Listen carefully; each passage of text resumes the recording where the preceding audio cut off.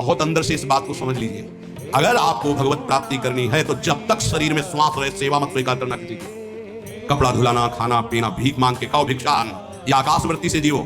जैसे माना ना कपड़ा धो पाओ तो उतने पहनो जितना धो पाओ। किसी को अपनी सेवा में प्रवेश मत होने दो। अपने शरीर की सेवा, अपने जीवन की सेवा जब तक श्वास है तब तक स्वयं करो, नहीं तो तब लग जोगी जगत गुरु जब लग रहे निराश, जब आशा मन में भई जब गुरु और जोगी दास। इसलिए होश में परमार्थ के पथिक को कभी किसी की सेवा नहीं लेनी चाहिए, कभी किसी को सेवक नहीं बनाना चाहिए। भगवत भाव से नेकी कर दरिया में डाल, उपदेश दे दिया, चल अपने मार्ग में। जीवन की ये बात हमारी अनुभव की मान लीजिए। अगर निर्विघ्न पंथ निर्वाह करना है तो कभी किसी को यहां सेवक न बनाया जाए। सेवक सेविका के रूप में स्वीकार करने वाले साधु का हृदय आग की तरह जलने लगता है। जो जिंदगी भर निश्चिंत और निर्भय रहा उसे भयभीत और चिंतायुक्त होना पड़ता है। अपने भजन को खास तिजोरी में रखे, अपने में जो सिद्धियां जागृत हो कभी प्रकट ना होने दे, उनका कभी प्रयोग ना करे।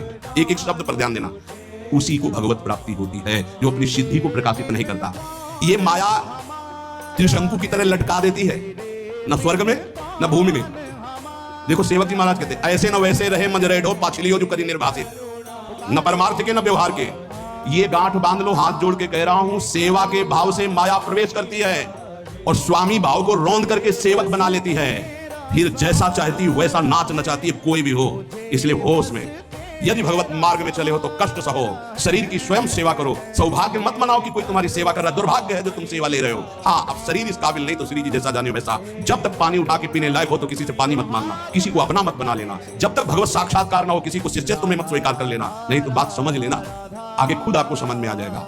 किसी भी तरह से अपनी तिजोरी को ना खुलने देना तो भगवत साक्षात्कार हो जाएगा।